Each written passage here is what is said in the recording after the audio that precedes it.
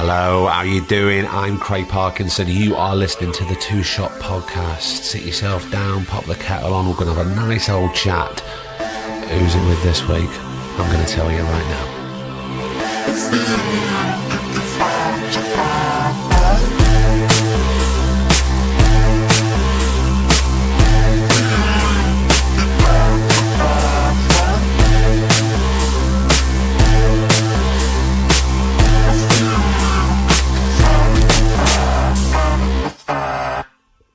So, here we are, episode 13 of the Two Shot Podcast.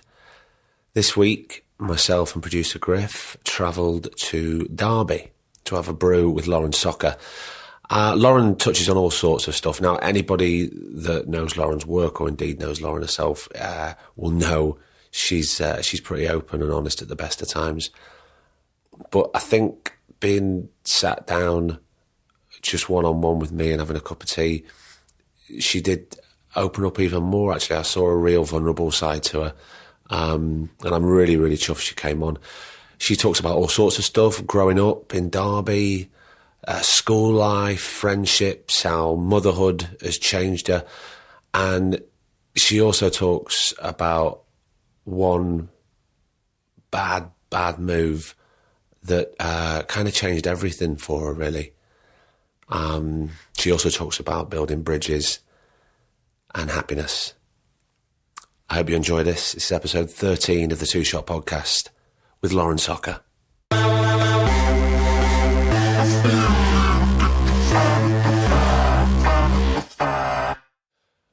Right, so we've started. That's how podcasts start. You just start talking.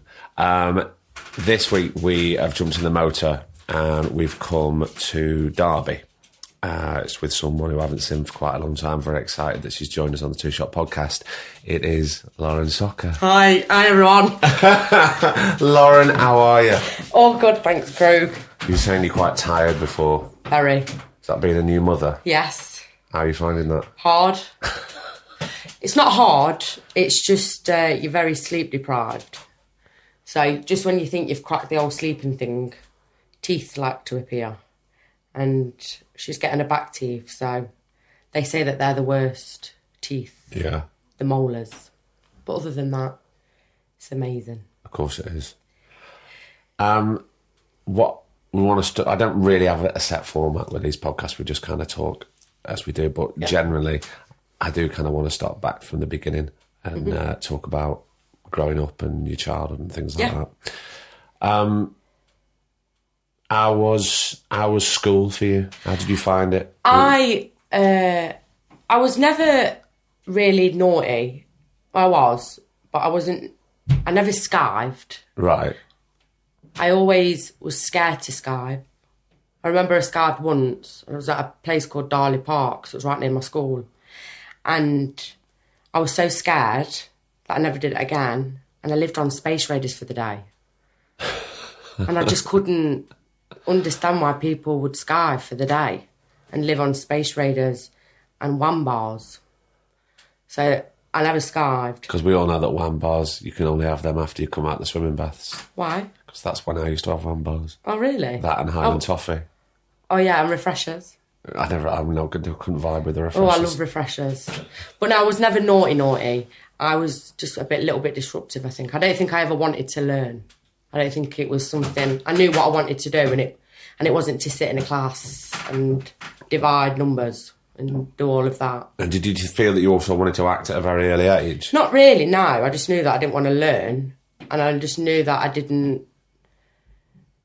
Well, yeah, probably I did. Did you not worry about shutting off, not wanting to learn, but also not definitely knowing what path you wanted to go down? I think what it was, I think the school for me, I don't think they knew where to place me. Like, so they put me in like a class full of not very clever people because I was probably too disruptive in a regular class with really clever kids. Yeah. So they sort of just lost way with me and didn't really know. So that way, in my head, I thought, well, I don't want to learn then. I don't want to learn. Because you felt that they really didn't care. Well, yeah, and I felt like the teachers were very you know, they used things as power. You know, it wasn't, they took their authority to another level. Yeah. And that's something that I never liked. So I was always too clever for them in that way. I don't agree with it. Like, I'd never want my daughter to, I want her to thrive, be the best she can possibly be. Because I know how important it is as I've got older. But I was just never that kid. You know, I'm not thick, but I was just never one to sit and learn. And my mum tried everything to, you know, a home tutor, and I just didn't want to do it. It wasn't that I was thick. I just didn't want to learn. Was that something that carried on from primary into secondary as well? I think it was more secondary school, because I think you find yourself more, don't you? Because I think it was probably like 13. You sort of know what you want to do. You choose your choices in your classes, like what options you want to do and things. And I think it was just more of that, you know, more as secondary school. I think you're more influenced as well as you're getting older. Yeah, of course. With other people, and, you know, I never really knocked about with people my age. It was always older girls and stuff. So do you think you were influenced by them as well? Possibly. I don't like thinking that I was influenced, but I probably was. Subconsciously. Yeah. I never wanted to be a follower. I always wanted to be the leader. But I think I did follow. But looking back now, I mean, school days are your best days, and I had the best days at school. They were amazing. Oh, so you had a happy time at school? Yeah, loved it. Socialising. Yeah. That side of it. Learning, I hated. Didn't do any of my GCSEs, didn't do any of it. But then, so when did the drama sort of start to kick in? So everyone, you know, the workshop, everyone was auditioning and everything, and I auditioned and I didn't get in. So this is the Nottingham Theatre workshop we're talking about? Just for people listening? Yeah. So I auditioned and never got in. I was on the reserve list. I wasn't bothered. I wasn't that upset with it. It was like a hit and miss thing. I think I wanted to do it more because my brother was doing it. And was there any drama at school? Not an option? I didn't take it. You didn't take it? No, because I couldn't deal with people who thought they were really good. Right. I can't deal with that. You know, I can't. You're not that good. You're not going to be. It was one of them that was in my head. So then I got a phone call from Ian Smith saying, can you come down for an audition for Scummy Man Arctic Monkeys video? And then immediately got it, and then got in the workshop from that. And how did you find the workshop when you first started? Because obviously there's a lot of people there, a lot of like-minded people. Yeah, wicked. Like, friends that I would never have up this way. They were all screwed on, and that's probably what I needed. I needed probably a better influence from round here at school life, where I could sort of switch off and be a bit of a geek sort of thing and not get judged for it, because you are under pressure as a kid. And I sort of felt like I had to hold sort of a title for whoever I was and keep that up. And I think at workshop I could really let go and showcase my own little talents that no one's seen, or, you know, so that was good for it. And meeting everyone, and everyone was like a family.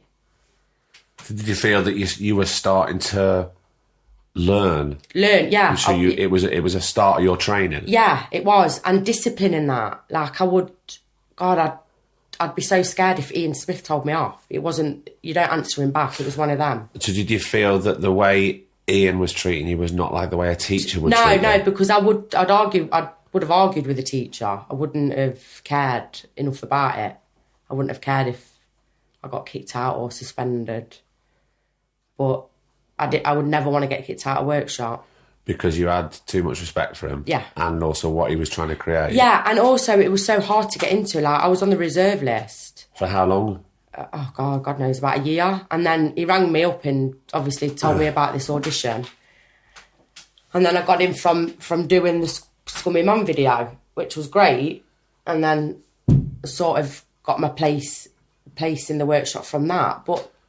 But then, you know, I never got in for being a good actor because I was on the reserve list, really, wasn't I? So, do you still have a bit of resentment because of that? Probably, yeah. Well, no, yeah, I must do, because I didn't get in, and I must have auditioned a few times. But so now you're in the workshop. Now I'm in the workshop. And you're making friends, you're listening, you're gaining discipline, you're learning your training. Yeah. So how long were you at the workshop for? I was at the workshop about 5 years. Right. And is this when you do the workshop? Is it at the weekend? Is it in the evenings? It was a Wednesday after school. Wednesday after school. So my mum would pick me and Michael up on a Wednesday after school and drive to Nottingham. Wasn't that far. No. Yeah, it was just every Wednesday it was. And how did that affect your attitude at school? Because you're obviously still at school at this time, weren't you? Well, Jack O'Connell was at the workshop and he was in my year. Right. So, but we weren't in the same days. It was weird. I don't know why we weren't. Eventually we did, because then I'd get the train with Jack, because we'd be in the same class, same workshop class, and Michael would be in the overs. Right. So, it never really changed how I was at school. It just made me have more resentment to the school, because I knew what I wanted to do. And then because I did Scummy Man, that's when I knew, you know, I don't want to do this. I remember I got paid £300 and I thought it was the best thing ever. And I took all my mates ice skating. Yeah, but it probably wasn't. I mean, how old were you when you did that video? 15. 15. 300 quid at 15. I know. That's all right. Yeah, who gets that? Yeah. You know, I'd get £10 pocket money every 2 weeks, and that would be it. But £300, and Ian Smith didn't take no commission off it, so I had the whole lot. Right. Which was great. But I mean, you wouldn't work for that now, would you? I'd work that for in an hour, but not for a week. So yeah. Do you think? Was there a turning point then? Because you were saying at school you had all that resentment against the teachers, but you still didn't really know what you wanted to do with your life and what career path to go down. When did it switch and when, actually, yeah, no, I think the acting thing is for me? Samantha Morton, The Unloved. And what did she do for you? I just think I think she gave me a chance. I think out of all the kids, and I don't want to sound arrogant, which I really hope I don't sound as though I'm arrogant, I'd hate that. But out of everyone she's seen, she took a liking to me. Like, why me? Why me? What have I done that's really good to make you want me in your film? So it was more of like, are you serious? It was more of like, thank you. And I think at that point, that changed me and what I wanted to do. And then that's when I knew I wanted to become a really serious actress. Yeah. Because, you know... Do you think maybe she saw something of her younger self in you? Yeah, I think she did, maybe. So it was her, really, that was the key to making me want to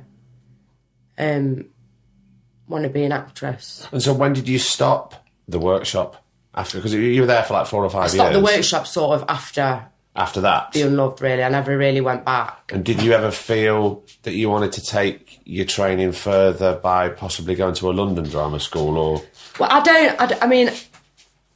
don't really rate drama schools. Either you've got it or you don't. Right. No one can sort of tell you how to. If you've got a talent, then you've got a talent. No one should play with that talent or tweak it. If you've got something, then you've got it. It was never... I had an agent straight after The Unloved, like a really well-known an agency who took me on and then instantly got Misfits. Yeah. 4 weeks after The Unloved was being on. So I got thrown into the fight. It all came to me so quick. Yeah. That I'd never had the time to go back to the workshop. I was in London a matter of 2-3 weeks after auditioning for Misfits and having to move to London to start filming. So I didn't have the time to go back and I don't know if people think that I didn't go back because, you know, there's loads of things that go around, but maybe people thought that I didn't go back because I thought I was a bit better or whatever. And it wasn't the case. It was because I just didn't have the time. I was filming, you know how long Misfits talk. Yeah. It's 4 or 5 months out of the year. I ain't got time to go back every Wednesday for an hour. Especially when you're based in London. Of course. Yeah. And did you feel, because you hadn't done, apart from the first Arctic Monkeys video, you hadn't really done a lot of filming, had you? No, nothing. And so if we look at those 3 projects and the workshop, there's lots of different types of training there, because doing a music video and doing something that was very improvisational sort of and then bass, going into script and then going work. into it's 3 different things. So did you feel that you were listening and learning on all those jobs and picking up little tweaks and techniques? Or like workshop was so good for improvisation. Like that's what it was known for, sort of things. And then doing like a big play at the end of the year. How did you find it? Did you enjoy that? I love improvising. It's what I know. It's what I'm comfortable with. Yeah. Like now, obviously, God, we're talking 8-9 years. Like I blast through a script now, but doing Misfit scripts, it was really daunting because I never got that sort of training. I was just thrown into it at a young age, you know, and then having to learn all these big bloody monologues type things in a script. I found that hard because, you know, all the other cast of the Misfits, they were all trained and I wasn't trained in that. So maybe I say that you shouldn't go to drama school. I would never do drama school anyway, but maybe they train you in that sort of thing. But well, not necessarily. And also, it's not a path that everyone needs to go down, and certainly not a path that every guest that we've had on this podcast, everybody has a different route, and that's legitimate and totally fine. You have to do what's right for you. But did you feel that maybe because the others trained and you didn't, how did that make you feel as a person? Like, because I didn't know how I was coming across. Like, I remember auditioning for Misfits and Tom Green, the director, wasn't really happy with my audition, but he knew I could do it. And then as I was leaving the door, I was with my brother. As I was leaving to come out of the audition, he says, I want you to come back tomorrow and I want you to learn these lines properly, which I did. And I went home and I thought, God, you know, I really got to learn this. I might have this. And I came home and I just sat down on my own in my room and just learnt my lines, which is something that I've never really done. And then sitting in the mirror trying to go from being improvisation to looking at a script and then sort of changing a little bit of the script to how I would do it. Yeah. And the writer, Howard, Misfits writer, was dead good with that. Like because I didn't think they wanted the character to be such a big character. Yeah. But I think the way I delivered it, maybe it was a bit of an exaggerated character, but they wanted to stick with it, sort of thing. So I think I changed a bit of it. Not a lot. No. I just put my own little twist into it, as you do. Of course. Yeah, of course. But yeah, no, it was. And, you know, Antonia, she'd be amazing at lines all the time. And I'd need an hour at dinner, especially for the first year, to just sit down and have a look. I was never one of them that would go back and learn it the night before. Too knackered. You know, you don't want to... even to this day, you don't want to finish work, go to your room, hotel room, wherever you are, and look at 9 pages of dialogue for the next day when you're only going to get about 8 hours sleep. Yeah. You know, just learn it when you get your makeup done, and then mess it up when you go on set. God, that's quite an hard thing to do. Yeah. Oh no, I've never done that. So you're quite good at just sitting down and learning it on the hoof. I can do it. Yeah, I'm all right. Do you think that's something that's come with time? Yeah. Oh God, definitely. God, you know, I look back and I can't watch myself anyway. But if I do ever watch myself, I think, God, that's so bad. Like, but then it comes with experience, doesn't it? What, watching yourself? Or... Well, like, if I was to watch Misfits now the first year that I ever did Misfits, and I was to watch that back, I'd be like, no, I shouldn't have said it like that. What, because you can see the cracks, or because of time you've gone, I would have done that better, I would have done it like that? Yeah, well, I should have probably listened and probably just took it a bit more serious, you know. I don't know. What do you mean that you didn't take it seriously? I don't think I took acting serious back then. I don't think it was. I just think it came so easy to me. Why do you think that is? Do you think that's something from the past that was still with you? Or I don't know. You don't expect it. I never expected myself to be where I am today. Like, it doesn't happen to people like me. Why? It doesn't. So I didn't really... Did you feel you were constantly battling with that then? Yeah, or... possibly. Yeah, possibly. It's it's really good. It's like a therapy. It's great. Well, it's funny because that's what some people have said that they kind of quite like the openness of how this is going. I think My dad died, when I was younger. So I think that What age was that? Near to 14. Right. So I think that always... I don't think I'd be who I am. I don't think I'd be an actress if he was alive, because he was just too much of a nutcase sort of thing. Do you know what I mean? I don't think he would have wanted that. It wasn't controlling or anything, but he wasn't a very nice person. So he wouldn't have been supportive? But not at all. Not at all, no. He was a big drinker, so I always think... thank God for my mum, because she held it all together, do you know what I mean? Yeah. Like, we live in we grew up, we had everything. She still does everything for us now, but I think back then, I don't know, it just, everything was so easy to get. I don't know if that makes... I know what I'm trying to say. Do you know what I'm trying to say? I do know what you're trying to say, So doing Misfits and doing all of that, I never really had time to let everything sink in. And then obviously the BAFTA came, and then, I didn't really know why I got that. Like, I'm not that good. It was all that sort of stuff going through my head. And I can't take...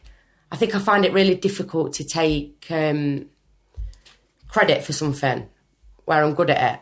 I don't understand why. So do you think you're constantly questioning that? Always, and that's why I can't watch myself, because I just think, God, no. So in a way, do you think you were thrust into the limelight a bit too quick, and you wanted to put the brakes on? Yeah, far too quick. Really bad. Because sometimes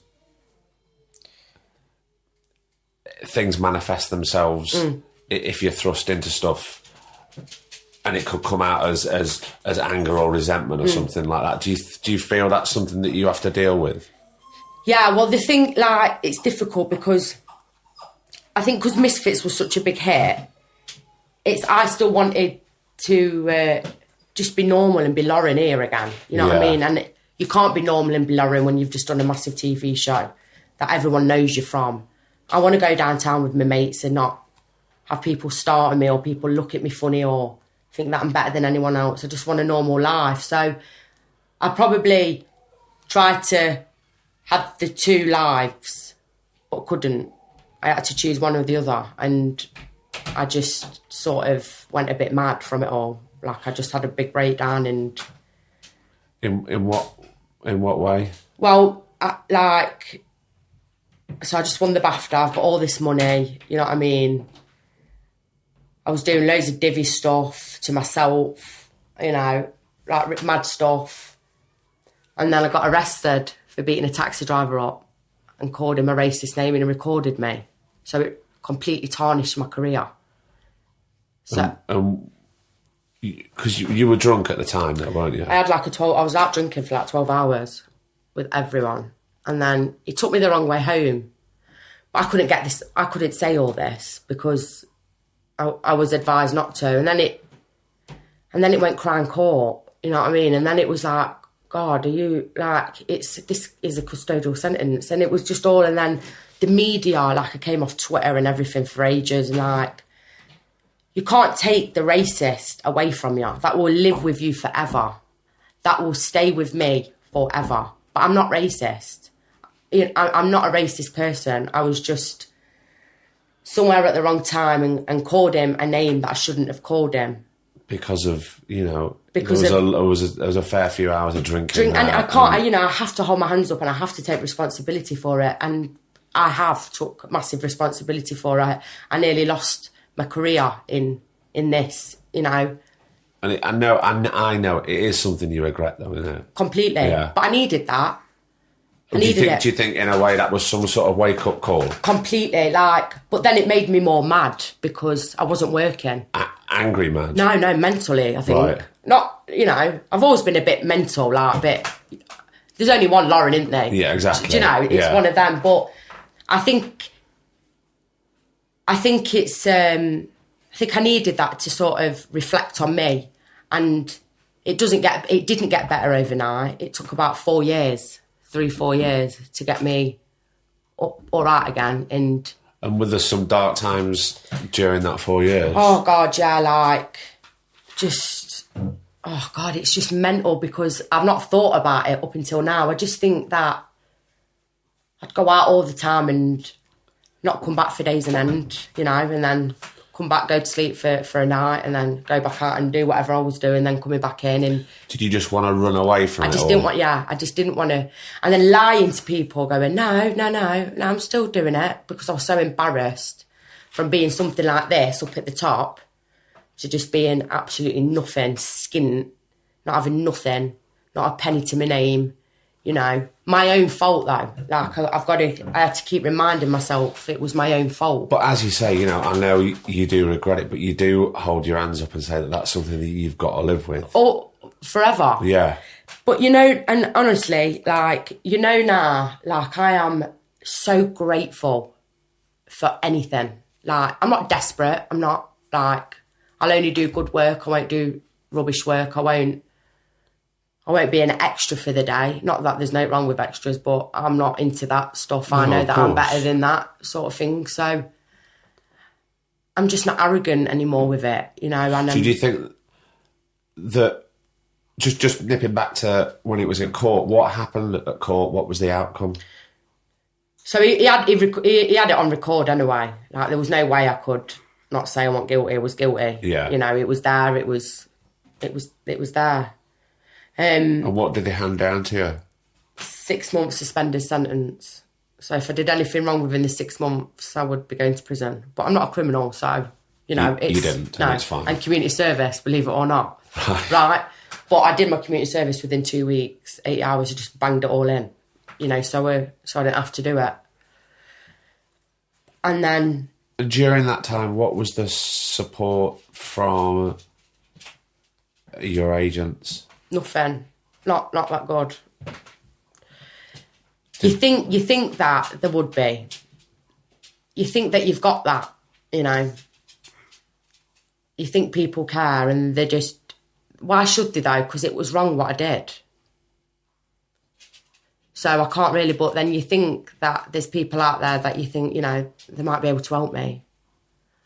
But nothing. They did nothing. Did you talk to them about this? Yeah, I did. But, you know... just got advice to do this, that and the other, and it didn't really work out the way that it should have worked out. I think because I lied at the very beginning saying I never did it, which was my own fault. But what you know, you think you can get away with it and you can't. You know, it was on recording. Yeah. So I couldn't get away with it. And what happened to the relationship with your agent after that? Did it? It wasn't...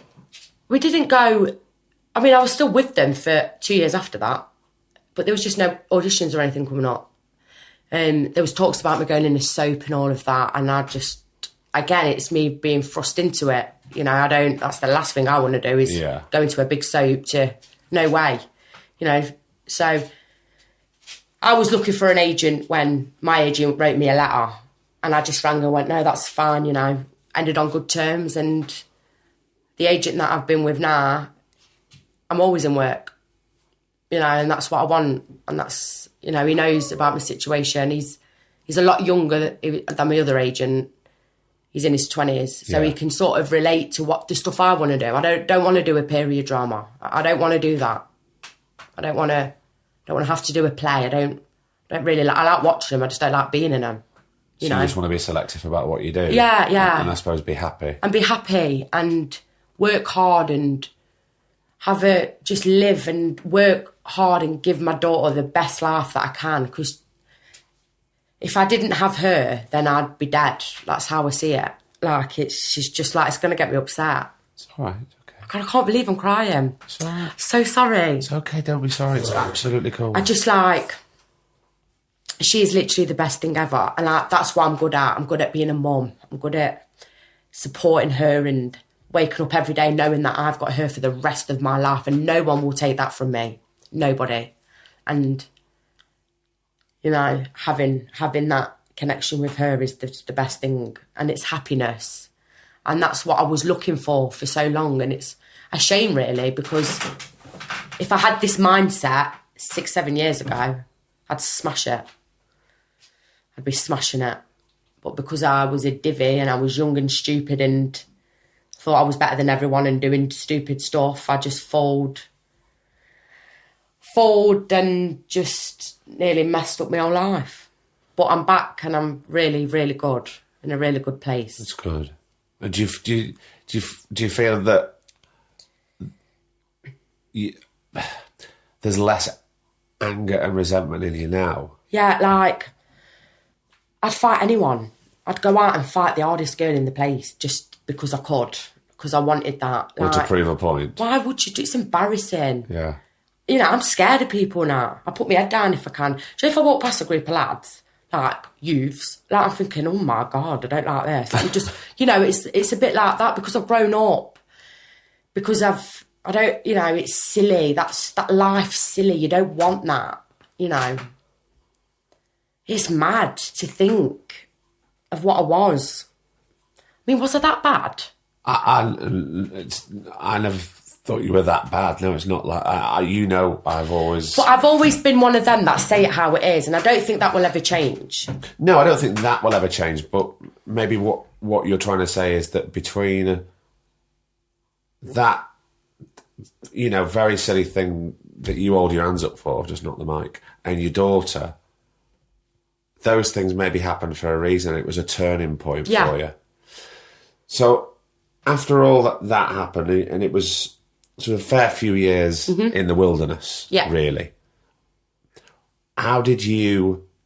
Because no one else can turn this corner for you. You've got to do things yourself. How did you set the wheels in motion to turn this around and try and turn such a negative into a positive? Do you know what I think? And honestly, I'm a great believer in this. Like, good things happen to those who wait. Like...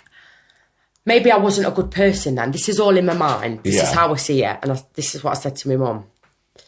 So I think the BAFTA was a curse. I don't have it up.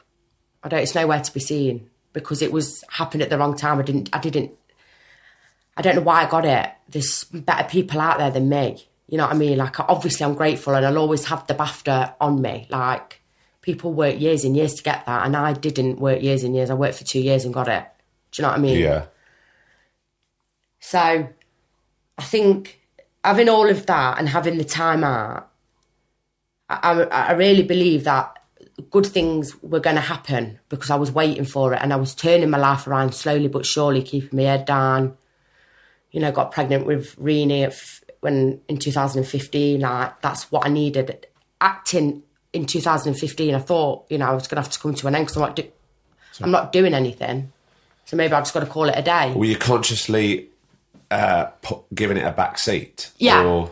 Yeah, like, so my agent rang me and said, Channel 4, and I'm thinking, Channel 4, God. Is this the new agent? Yeah. Yeah.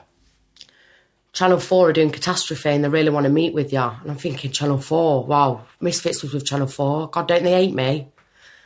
And I had a couple of auditions for Catastrophe. It wasn't a massive part, but it was Catastrophe. Like, they have guest parts in it. And it's quality stuff, yeah. It's good writing. So I got the part of Catastrophe. And then it just sort of ended up being little bits and bobs and things coming in and... So you're slowly starting to rebuild with quality stuff. Like, yeah. And then it got to the point where I was like having 3 jobs at the same time and it was great. Like, God, this is it. You know, this is what work is. This is what it's about. But I was pregnant when I was doing Catastrophe with Rena. I was only a couple of weeks, but no one knew. Yeah. So now I have to take... Now any work that I've got, she has to come everywhere with me. So, I don't know why I've just said that. So it's only because she's there. So,